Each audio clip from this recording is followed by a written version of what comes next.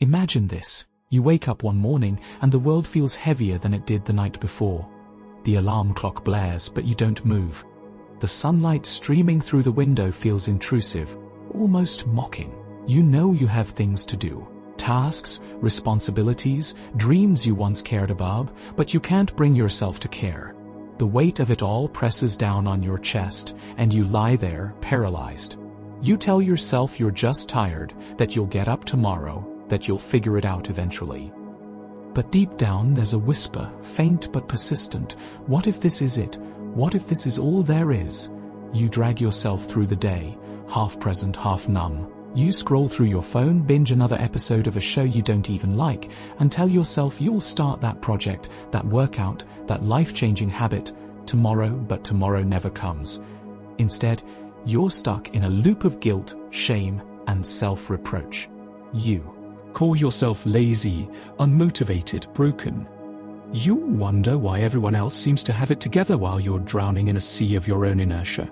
You've tried everything. Productivity hacks, motivational quotes, even therapy, but nothing sticks. The cycle continues and the weight grows heavier. But what if you're not lazy? What if the problem isn't a lack of willpower or discipline? What if the real issue is far deeper, far more insidious? What if you're not lazy, you're just lost? Consider this: laziness, as we understand it, is a myth. It's a label we slap on ourselves when we can't explain why we're stuck, why we can't move forward. But what if the inertia you feel isn't a character flaw, but a symptom of something much larger? What if it's not that you don't want to act, but that you don't know how to act? What if the world you're living in, the one that demands constant productivity, endless ambition, and unrelenting optimism, is fundamentally at odds with rise? Who you are and what you truly need. Think about it. When was the last time you felt truly alive? Not just going through the motions, not just surviving, but fully present, fully engaged, fully you. Can you even remember? Or has life become a series of obligations, a checklist of things you're supposed to do, be, achieve? And when you fail to meet those expectations, when you fall short of the ideal version of yourself that society has sold you, you call yourself lazy. But what if that ideal is the problem? What if the very system that's supposed to help you thrive is actually keeping you trapped? Here's the unsettling truth. You're not lazy, you're disconnected. You're adrift in a world that no longer makes sense, a world that demands you be everything to everyone while giving you nothing in return. You're lost in a maze of expectations, distractions, and contradictions, and the map you've been given is useless. You've been told to follow your passion, but that's all. What if you don't know what that is? You've been told to work hard, but what if the work feels meaningless? You've been told to be happy, but what if happiness feels out of reach? And so you freeze. You shut down. You retreat into the safety of inaction because action feels too risky, too uncertain. You tell yourself you're lazy because it's easier than admitting the truth. You don't know who you are anymore. You don't know what you want. You don't know where you're going. And that uncertainty is terrifying. But here's the paradox. The very thing you're avoiding, the uncertainty, the discomfort, the existential dread, is the key to your freedom. Because buried beneath the weight of your inertia is a question so profound it has the power to change everything. What do you really want? Not what you've been told to want, not what you think you should want, but what you truly want. And more importantly, who do you want to be? This is the great question. The one that haunts you in the quiet moments, the one you've been too afraid to answer. But what if you stopped running? What if you faced it head on? What if the very thing you've been avoiding, the uncertainty, the discomfort, the existential dread, is the doorway to a life that feels alive, meaningful, and authentically yours? The journey ahead won't be easy. It will require you to confront truths you've been avoiding, to question beliefs you've taken for granted, to dismantle the very foundations of your identity. But the alternative, staying lost, staying stuck, staying numb, is no longer an option.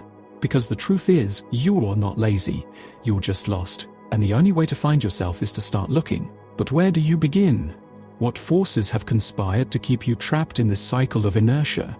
And how do you break free? The answers lie not in the surface-level solutions you've tried before, but in the hidden depths of your psyche, in the philosophical and psychological roots of your disconnection. To understand why you're lost, you must first understand the world that made you this way, and the forces that continue to shape you, often without your awareness. The journey begins now. But be warned, what you're about to discover will challenge everything you thought you knew about yourself, about the world, and about the nature of laziness itself. Are you ready to face the truth?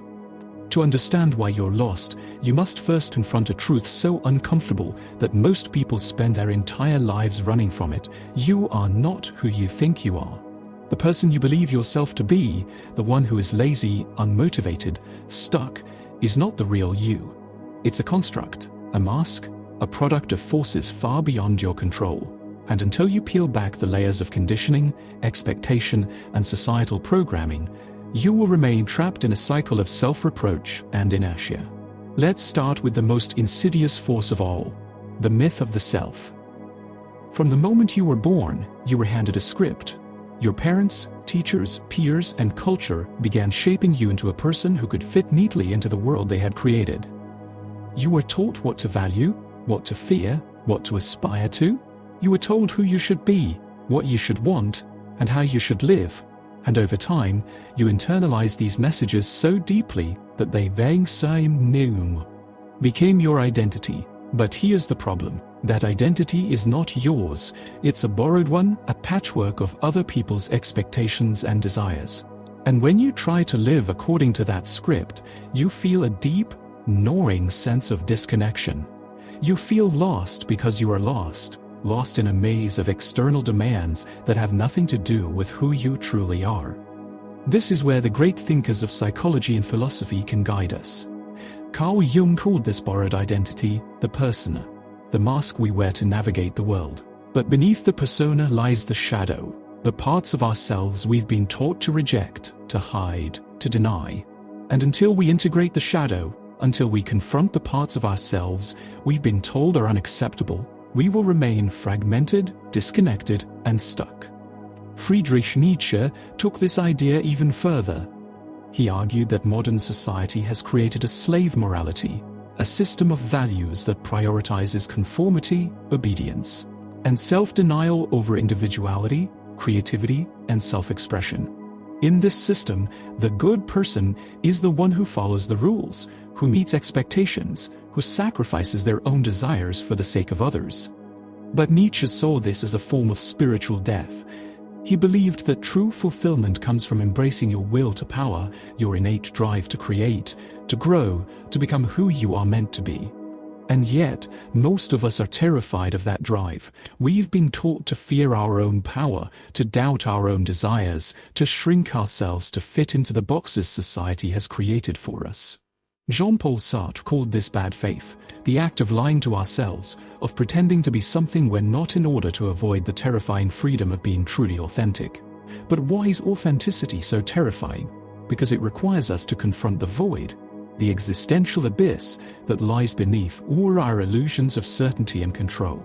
Viktor Frankl, a Holocaust survivor and psychiatrist, understood this better than anyone. He argued that the primary driver of human behavior is not pleasure or power but meaning.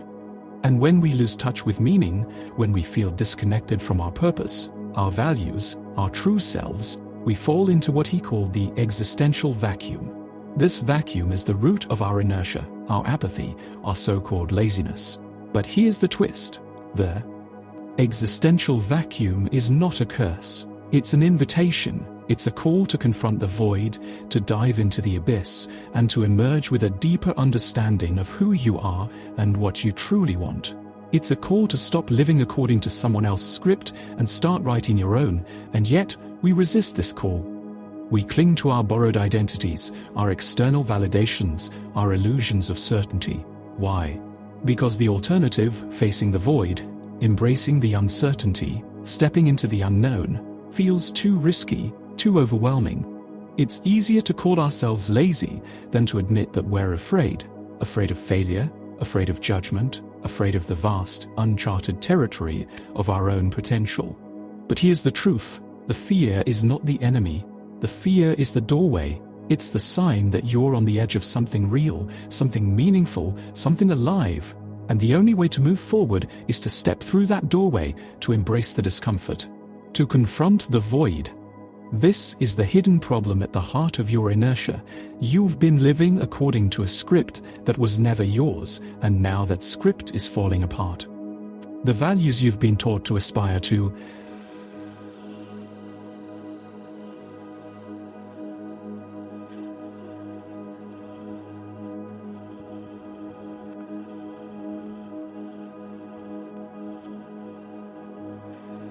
no longer resonate with you. The goals you've been told to pursue, climbing the corporate ladder, buying the house, fitting in, and so you freeze. You shut down. You retreat into the safety of inaction because action feels too risky, too uncertain. But what if the script is wrong? What if the values you've been taught to aspire to are not the values that will bring you fulfillment? What if the goals you've been told to pursue are not the goals that will make you feel alive? These are the questions you must confront if you want to break free from the cycle of inertia. But to answer them, you must first understand the forces that have shaped you.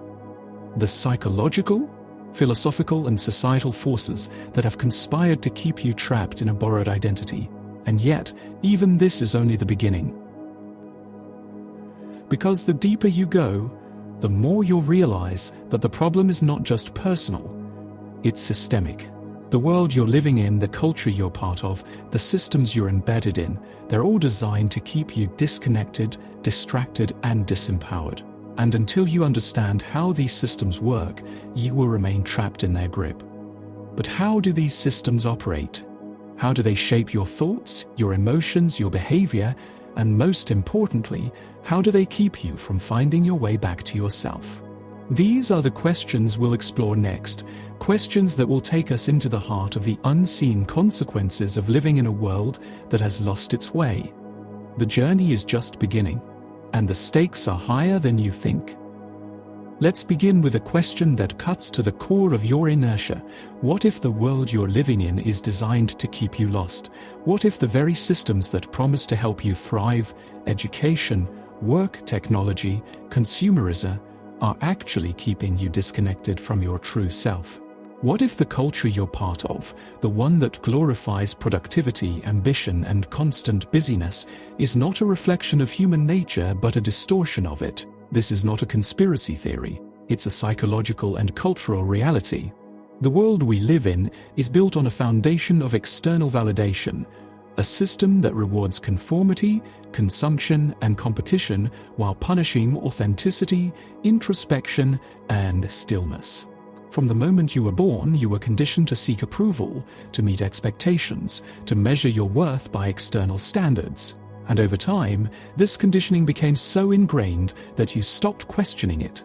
You stopped asking what you wanted, what you valued, what you needed.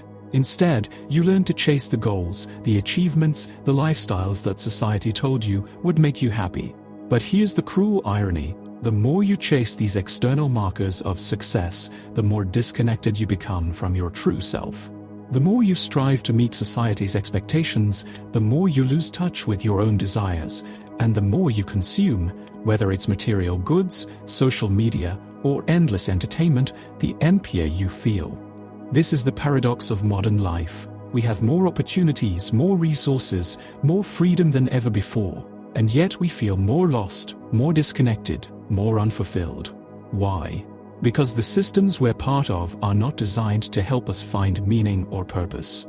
They're designed to keep us distracted, dependent, and perpetually striving. Take work, for example. The modern workplace is not a space for creativity, growth, or self-expression. It's a machine, a system designed to extract maximum productivity from you while giving you the bare minimum in return. You're expected to sacrifice your time, your energy, your health for the sake of a paycheck, a promotion, a title.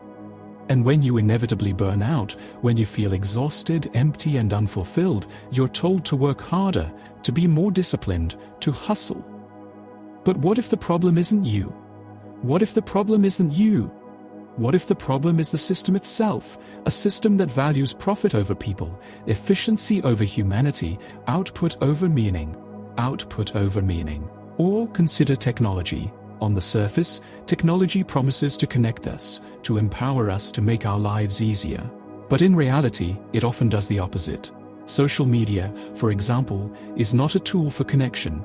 It's a tool for comparison. It's a platform that amplifies our insecurities, our fears, our need for validation. It's a space where we curate idealized versions of ourselves, where we measure our worth by likes, comments, and followers. And the more we engage with it, the more disconnected we become from our true selves, from our real lives, from the people around us. And then there's consumerism, the belief that happiness can be bought, that fulfillment can be found in the next purchase, the next upgrade, the next trend. But consumerism is a trap. It's a cycle of endless desire, of chasing after things that promise to fill the void, but never do. It's a system that keeps us perpetually dissatisfied, perpetually striving, perpetually lost. These systems, work, technology, consumerism, are not neutral. They are designed to keep you distracted, dependent, and disconnected. They are designed to keep you chasing external validation, external success, external happiness. And the more you chase these things, the more you lose touch with your true self, with your inner world, with your sense of meaning and purpose. But the consequences of this disconnection go far deeper than you might realize. They shape not just your behavior but your emotions, your thoughts, your very identity. They create a sense of emptiness, of apathy, of existential dread. They make you feel like you're just going through the motions, like you're living someone else's life, like you're trapped in a cage of your own making. And here's the most insidious part. These systems are self-reinforcing. The more disconnected you feel, the more you turn to external sources of validation, work, technology, consumerism, to fill the void. But these sources only deepen your disconnection, creating a vicious cycle that's almost impossible to break. This is the unseen consequence of living in a world that prioritizes external validation over internal fulfillment. You become a stranger to yourself. You lose touch with your true desires, your true values, your true purpose, and you end up living a life that feels empty, meaningless, and dead.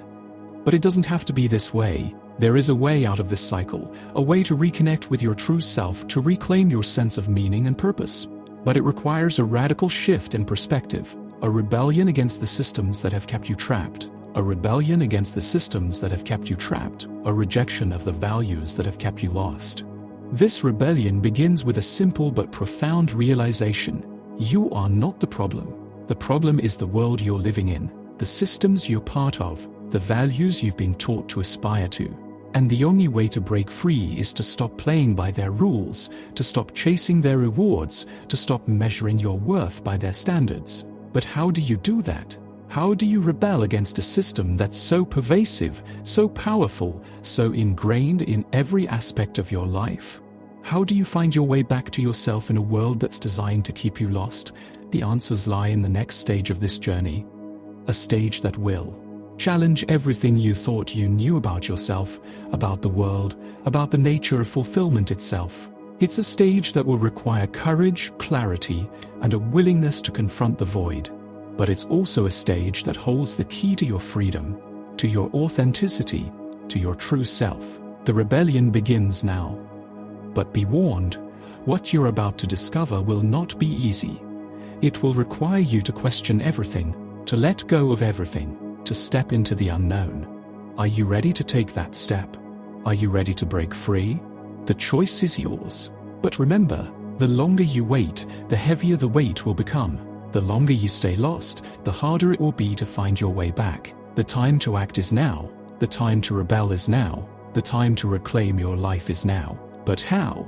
That's the question we'll explore next, a question that will take us into the heart of the rebellion, into the strategies, the mindset shifts, and the radical truths that can set you free. The journey continues, and the stakes have never been higher. The rebellion begins with a single radical act. You stop chasing, you stop striving, you stop measuring your worth by external standards, you stop living according to someone else's script. You stop pretending that the void doesn't exist. You stop running from the discomfort, the uncertainty, the fear. This is not an easy act. It requires courage, the kind of courage that comes from staring into the abyss and refusing to look away. It requires clarity, the kind of clarity that comes from questioning everything you've been taught to believe. And it requires commitment, the kind of commitment that comes from realizing that the life you're living is not the life you want. But how do you stop? How do you break free from the systems, the habits, the beliefs that have kept you trapped? How do you find your way back to yourself in a world that's designed to keep you lost? The answer lies in a series of counterintuitive, mindset-shifting strategies. Strategies that will challenge everything you thought you knew about productivity, success, and fulfillment.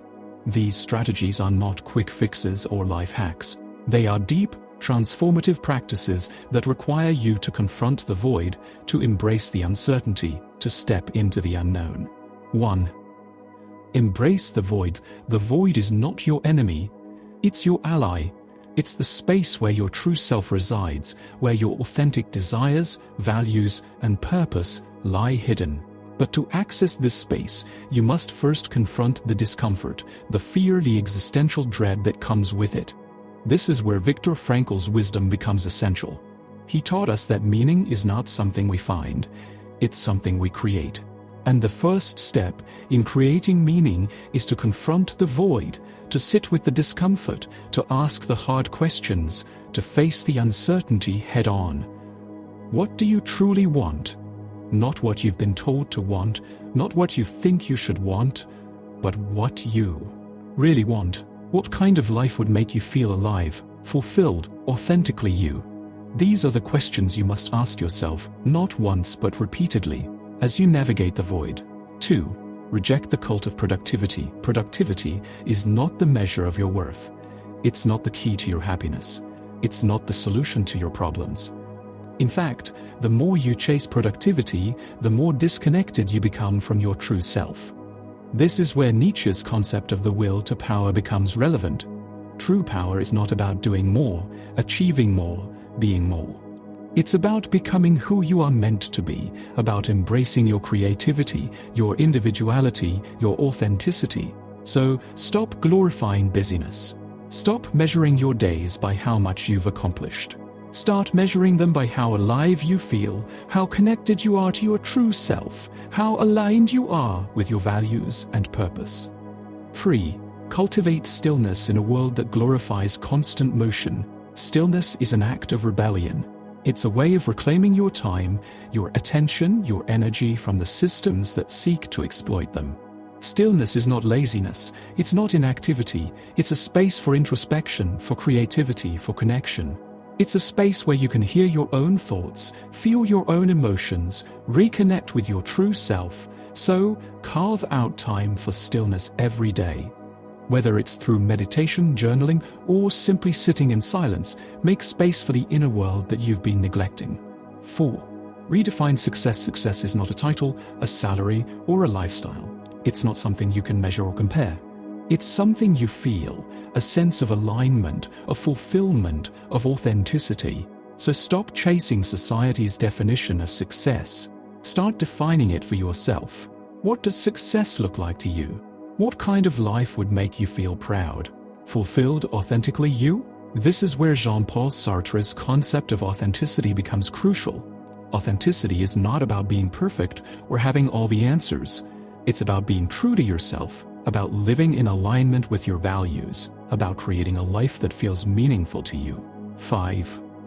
Rebuild your identity. Your identity is not fixed. It's not something you're born with or something you're given. It's something you create. Something you create, something you redefine every day. So start shedding the borrowed identities, the external validations, the societal expectations that have kept you trapped. Start asking yourself, who am I, really? What do I value? What do I want? What kind of person do I want to become? This is where Carl Jung's concept of individuation becomes essential. Individuation is the process of becoming who you are meant to be, of integrating the shadow, embracing the self, and living authentically. 6. Take radical responsibility. Breaking free is not a passive act. It's not something that will happen to you or for you. It's something you must actively choose every day, in every moment. This is where Viktor Frankl's concept of responsibility becomes crucial. He taught us that we cannot control what happens to us, but we can control how we respond. And in that response lies our freedom, our power, our authenticity. So, take radical responsibility for your life. Stop blaming the systems, the culture, the circumstances. Start taking ownership of your choices, your actions, your life. 7. Build a new way of being. Breaking free is not just about rejecting the old, it's about creating the new. It's about building a life that feels alive, meaningful, authentically yours. So start small. Start with one habit, one practice, one decision that aligns with your true self. Maybe it's saying no to something that drains you.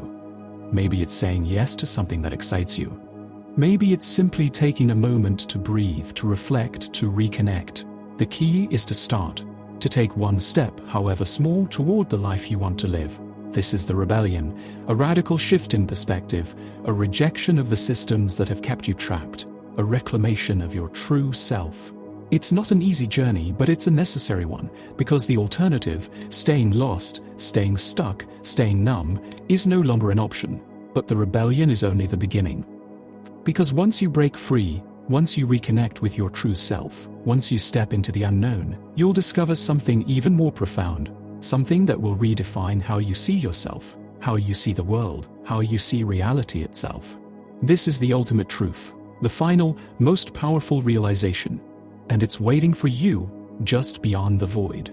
The journey continues, and the stakes have never been higher. Here it is, the truth that changes everything. You are not lost because you are broken. You are lost because you are whole. The disconnection you feel, the inertia you struggle with, the void you fear, they are not signs of failure. They are signs of awakening. They are the call of your true self, urging you to break free from the illusions, the expectations, the borrowed identities that have kept you trapped. This is the ultimate paradox. The very thing you've been running from, the uncertainty, the discomfort, the existential dread, is the doorway to your freedom. The void is not empty. It is full of potential, full of possibility, full of you. And the only way to access that potential is to stop running, to stop hiding, to stop pretending. But this realization is not just about you. It's about the nature of reality itself. Because the truth is, the world you've been living in, the one that demands constant productivity, endless ambition, and unrelenting, the one that demands constant productivity, endless ambition. Optimism is not the real world. It's a construct, a facade, a collective illusion. And the moment you see through that illusion, the moment you step into the void, you realize that the real world is far more vast, far more mysterious, far more beautiful than you ever imagined. This is where the great philosophers and psychologists converge. Carl Jung called it individuation, the process of becoming who you are meant to be. Friedrich Nietzsche called it eternal recurrence, the idea that you must live your life as if you would relive it infinitely. Viktor Frankl called it meaning, the realization that your life has purpose even in the face of suffering. And Jean-Paul Sartre called it authenticity, the act of living in alignment with your true self. But these concepts are not just abstract ideas. They are lived realities, truths that you must embody, practices that you must integrate into your daily life. And the moment you do, the moment you step into the void and embrace your true self, you realize something even more profound. You are not separate from the world. You are the world. This is the ultimate truth. The disconnection you feel is not just personal, it's universal. It's a reflection of a world that has lost its way, a culture that has forgotten what it means to be human. And the moment you reconnect with your true self, you become a beacon of light in that darkness, a reminder of what it means to be alive, to be authentic, to be free. But this realization is not the end of the journey, it's the beginning. Because once you see the truth, once you step into the void and embrace your true self, you realize that the work is never done. The journey is never over. The void is always there waiting for you, calling you to dive deeper, to explore further, to become more. And so, you keep going. You keep asking the hard questions, you keep confronting the discomfort, you keep stepping into the unknown, because you realize that the void is not something to be feared or avoided, it's something to be embraced, to be explored, to be lived. This is the ultimate rebellion, not just against the systems, the habits, the beliefs that have kept you trapped, but against the very idea that you are separate, that you are alone, that you are lost. Because the truth is, you were never lost. You were always here, always whole, always enough. And now you see it, you feel it, you live it. So what now? What do you do with this truth, this realization, this freedom? You live, you create, you connect. You become a living, breathing embodiment of the truth, a reminder to yourself and to others that the void is not empty, that the disconnection is not permanent, that the journey is not over. You become a rebel, not just against the systems, but against the very idea that life is something to be endured, something to be survived. You become a creator, not just of things, but of meaning, of purpose, of connection. You become a light, not just for yourself, but for the world. And as you do, as you step into the void and embrace your true self, you realize something even more profound. The void is not the end. It's the beginning, the journey continues, and the stakes have never been higher. But you are ready, you are whole, you are free.